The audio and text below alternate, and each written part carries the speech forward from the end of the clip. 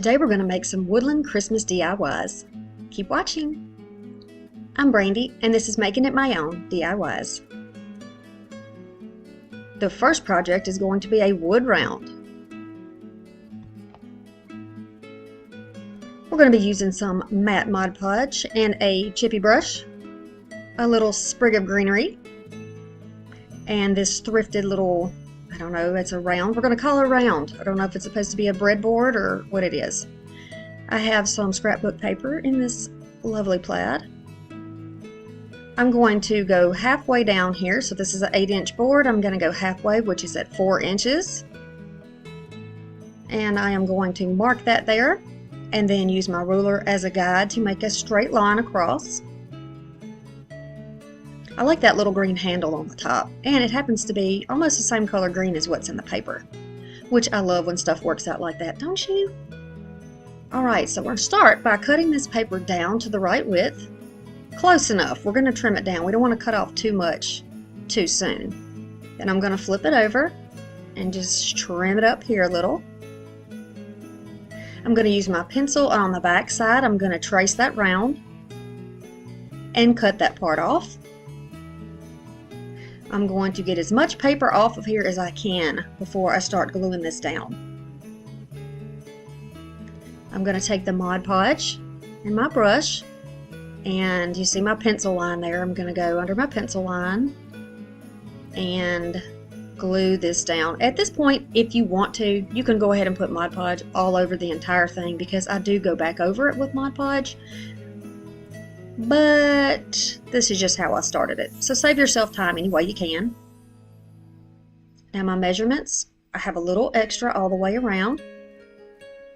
Going to use this little tool here, and this came with some vinyl that I bought, and I'm just going to flatten this out. I like to work kind of toward the middle and going outward so we can press out any bubbles or wrinkles that are in the paper. But this is a good quality crafting paper, so no bubbles here. Then I'm going to go back over the whole thing with the Mod Podge. Now, if you don't have any scrapbooking paper, that is fine. You can use gift paper. If you have some gift wrap, that's really pretty. Dollar Tree has some gorgeous gift wrap paper right now. They've got some with trees and trucks and some that look very woodland. So if that's what you're into and that's what you like. Okay, so now we're going to set it aside and let it dry, because it is Subscriber Appreciation Month this November on this channel, and I want to say thank you by giving back. Here are the rules. You need to take a screenshot so you know what to do. Good luck! Once the board is dry, it's going to look like this. Now we have this extra paper on the edges that you can use a utility knife to cut off. You can use an emery board to file it off. You can use a sanding block from Dollar Tree. I think these sanding blocks are one of my favorite things in the entire world. You could probably get a pack on Amazon at a good price, but I just get them as I need them because they last a long time for me. Just, you know, doing the little craft work that I do. So now that part is done, we're going to add our little greenery pick. Dollar Tree, again, has lots of greenery picks. I saw some gorgeous, it's almost like an evergreen pick there that I didn't get because I have plenty at home. But yeah, really, really pretty stuff right now at Dollar Tree. Hopefully you can find something that suits your tastes and coordinates with your paper and your theme. Y'all know I live in a cabin by the lake, and my heart is in the rustic woodland stuff. I'm going to do a little bit of everything for y'all. You know, you've seen my vintage. There's more coming. There's more. They've got some Victorian coming to you. All kinds of things. The people who started out with me in my farmhouse and rustic journey. So I know some of y'all still love your woodland stuff, and I don't think I'll ever get tired of it. I think that shows in my fall decor as well. So when you get your pick exactly where you like it, and I just moved it around quite a few places to see what would suit me best, what I really liked. I'm going to use some hot glue, and this is Gorilla Glue, so it is a really good hold. And I'm going to just use a clamp to help hold it in place, you know, cut off the excess, and then just go behind the thicker pieces of this greenery to hold it in place. Now, the secret word for a chance to win a prize this video is going to be snow. So be sure that you put the word snow in the comment section if you want to be tossed in the hat to see if you can win a prize. What are these prizes, you may ask? Well, it could be a glue gun and glue sticks. It could be a hand sander. It could be block sanders. It could be sanding sheets. It could be some string lights with a remote. It could be a box full of Christmas crafting supplies. You never know. Okay, so now we've got the pick trimmed off, so it's nice and neat over there. And this is how it's going to look. Now the heaviest parts of the pick are usually a good place to put your glue. That'll help hold everything still. And you can hang it, and it is nice and secure. I love the look at this, and I was able to cover up that little spot where it was kind of chipped off because this was a thrifted piece, so you know, just because it has a little damage does not mean that you cannot use it. I would love a thumbs up if you like this craft. Very easy, very quick.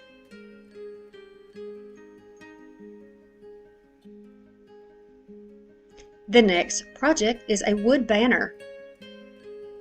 I've done one of these for fall before, and it was fabric, and I absolutely loved it. It's a few years ago, but now I'm going to be doing one for Christmas. So this, believe it or not, this was thrifted, but you can get these at, I think, was it like a Target? I think it was Target. The red thing was a Target. These pieces of fabric came from Goodwill. I don't know if somebody was working on a quilt or what type of project. Maybe you can buy these, what do you call them, fat quarters or whatever, and then cut your own pieces.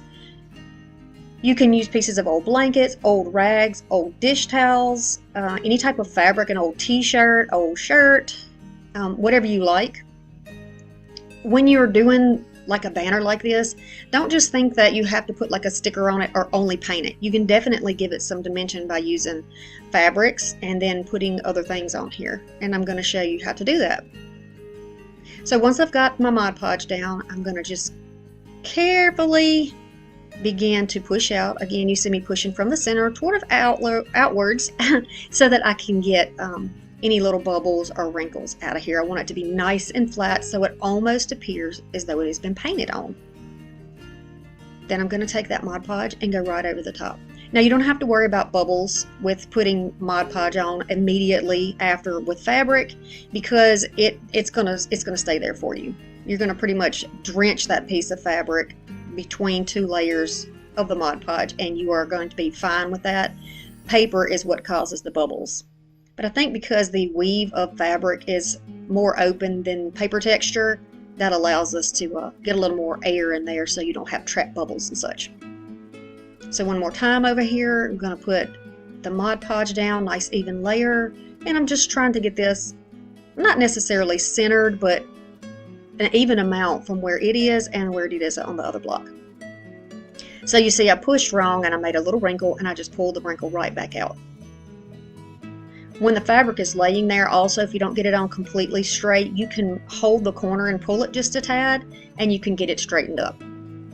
So it's easy to fix when you're using fabric because it's stronger than paper. And I want to make sure I'm going around my edges, getting those nice and crisp too, even that overhang and around the edges of where it's on here. Probably should have pulled the string out first, so you might want to do that first because you don't want to glue your string down, because we're going to be adding other stuff to it.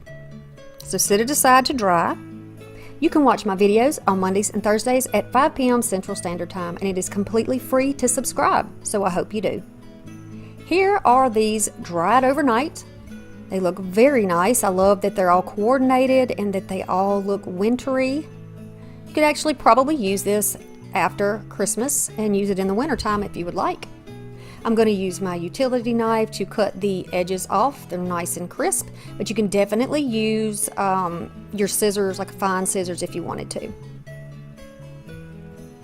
Going back over here and trimming it off on this side. Be sure that you lay that blade beside it and hold it down firmly, because if you don't, you may splinter the wood and cut into your sign or your panel there, and you don't want to do that. So I've got some chipwood letters here. They are blue, but it doesn't really matter. They're not coated in anything. They should take paint very well.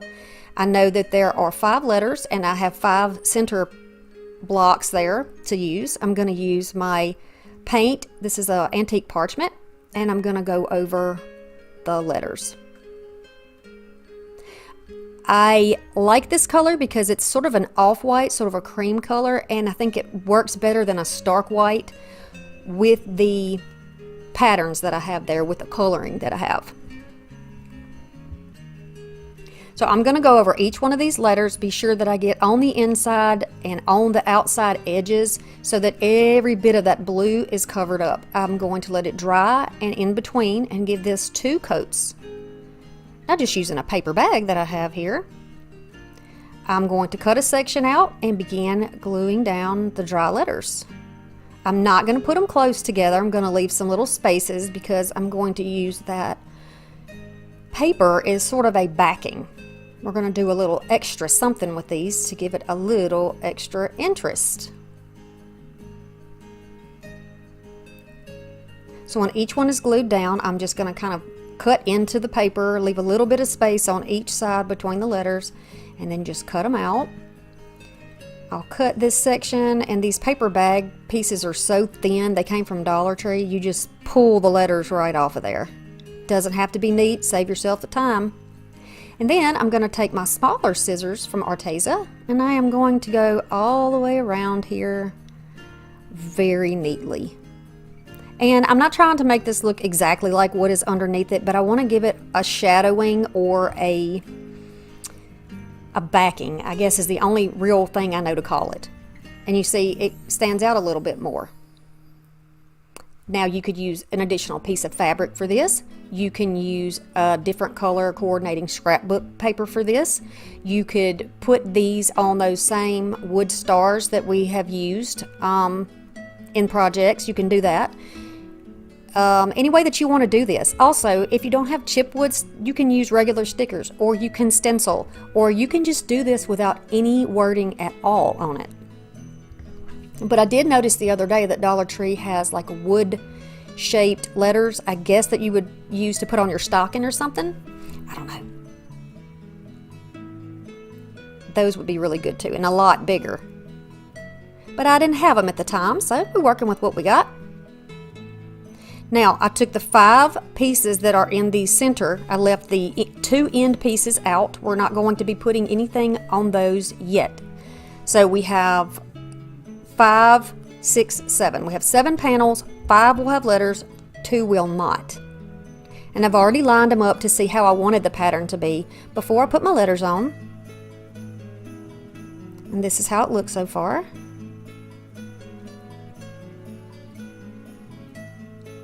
And you don't have to use hot glue. You can use regular glue for that if you wanted. Now I'm going to grab that same little jute piece or get another piece of jute. I like the jute because it still looks natural, and that's kind of the idea with the woodland look. So I've stacked them all up in the order that I know they will be strung, and I'm going to add some white wood beads because I like the white wood beads, but you can use natural, use what you have, whatever coordinates with the fabric that you choose. And then I want the largest part, or the most of the string, to be on the back, not on the front. I want to see my pretty fabric on the front. So I'm going to slide it down. I'm not tying anything yet, you'll notice. You can use tape around the end to thread those on if you want to, or a little hot glue twisted will make that into a nice little point for you. So I'm doing a panel, and then a wood bead, and then another panel, and another wood bead, and we're going to continue along until this is done.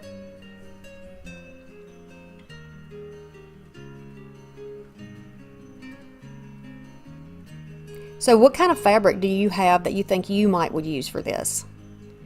What would you use? I know Dollar Tree's got some really pretty fabric panels there that you could use as well, but I haven't found any new Christmas at my store yet to be able to use those, but yeah.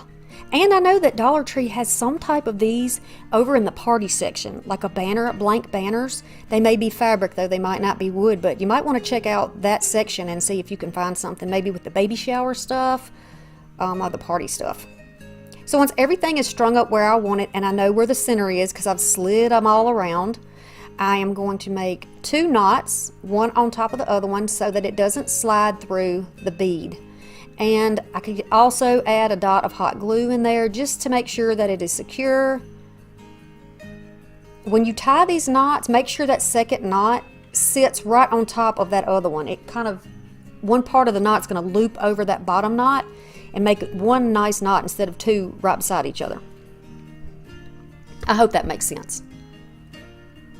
All right, and now I'm going to do the same thing on this side and make a double knot down here, and it will be nice and secure. This is how it is going to look. We have also put the panels on that we have not embellished yet. You can see that there. The two on the end are blank, but we are going to fix them up and make them pretty. There's an end piece, and here is an end piece. So now what can you put on those? Well, you can use snowflakes, or you can use anything that you see on those, and like the print of your fabric. So pine or Christmas tree or some snowshoes, maybe a cardinal or a sled, any kind of ornament that you like. But I'm going to use greenery here. These are some little pieces that I have that are just little extra pieces of greenery because I save everything. So hopefully y'all have something like this laying around too. And I'm just going to put some on the thicker part of the stems and press it down at an angle, and then at the opposite angle on the other end.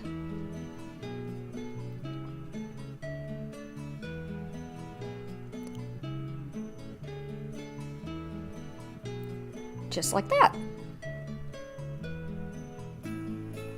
Now we're going to do an ornament. This ornament's going to coordinate with our other pieces. So maybe this came from Dollar Tree. I'm not sure because I don't see a tag anywhere. We're going to pull the backing off, and instead of working with the striped side, that's that farmhouse look, we're going to work with the flat side. I'm going to take the same paper that we used on the round, and I'm going to trace out that ornament and then cut it out just like we learned in kindergarten. Cut right along that line, and be sure that you move your paper and you can hold your scissors still. And I kind of lined up that middle striped area with the top of the ornament, and I think that gives it a nice symmetrical look. And then working again with snowflakes, I am going to check out which snowflake I think might look best. These are, some of these may have come from Dollar Tree, some of them may have been thrifted, but I know for a fact that that one, the bigger one, is from Dollar Tree. I bought those this year, I do believe. And I like a layered look, but you don't have to do a layered look. I think it just gives it a more expensive look. It just gives it a little something extra. But you can do whatever you want to do for this. And if you don't have any more paper left, or you don't want to use the paper, then you can paint these any color that you like and put ornaments in the middle, like a snow ornament or something in the middle. You could also use the beautiful tissue paper from Dollar Tree.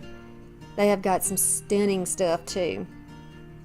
Alright, so I'm just lining everything back up, pressing it down, and then I'm going to take the same tool here, and I am going to make sure that I push out all the wrinkles.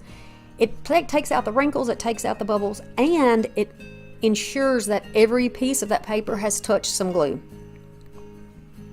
To go around the edge, if you want to use some scissors, you can. If you just want to leave it like it is, you can do that too.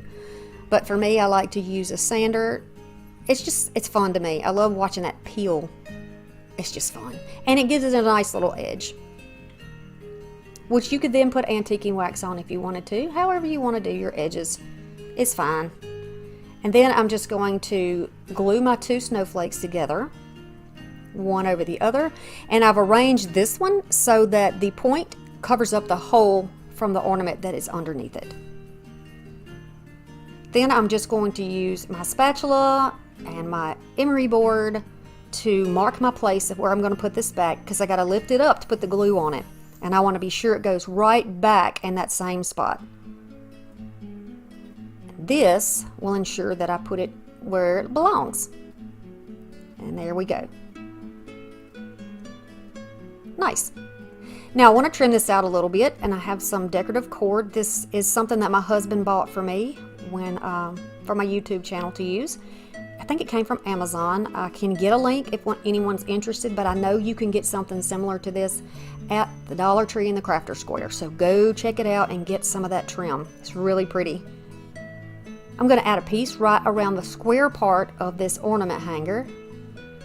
Wrap it around. Now I did not leave this long enough. I should have wrapped it all the way, but I do cover it up. I do patch it up where you can't tell it.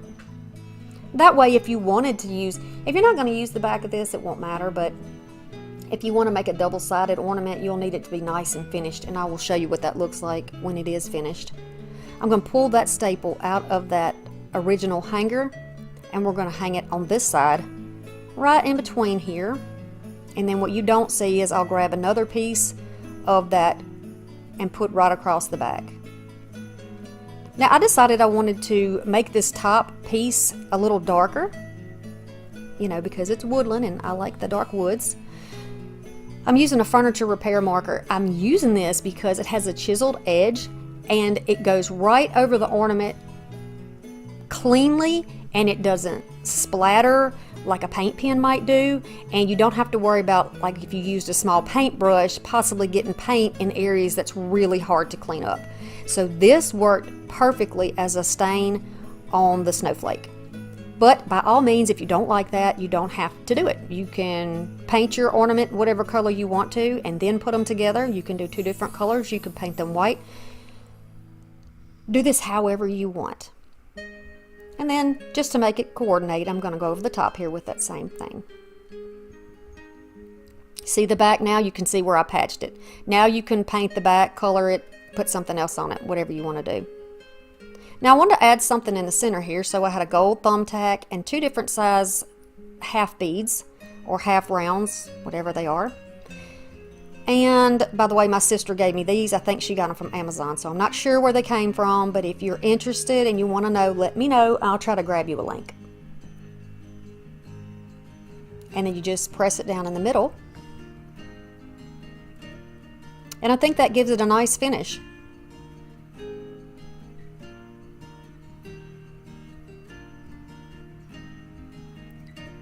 These are the three, I think, easy woodland projects. Now it did take some time because you have to let the Mod Podge dry, and those fabric pieces have to dry overnight to be able to, you know, work with them. But just because it takes longer doesn't mean it's harder, right? You just have to invest a little more time. And if you move on to other things while you're letting paint dry or glue dry, you're not losing any time. So it's, to me, it's worth it. And I think it's worth the look that you get. I believe in you, and I've said it before and I'll say it again. I think all of us contain a little bit of creativity. It's just all in how you decide to nurture that and grow it. And I'm here to help you do that, and I hope that you can find some joy along the way. Don't forget to comment down below the magic word, which is snow, for this video to win a prize. And the rules and everything are going to be attached for you. And go back to that screen. Remember to go back to that screen. If you enjoy the video and like budget-friendly DIYs that are unique, I would love it if you would subscribe and to share with somebody who you think would also enjoy this video. As always, it is a pleasure being here, having you with me.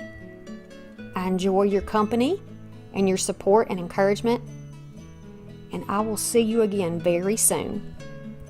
Bye.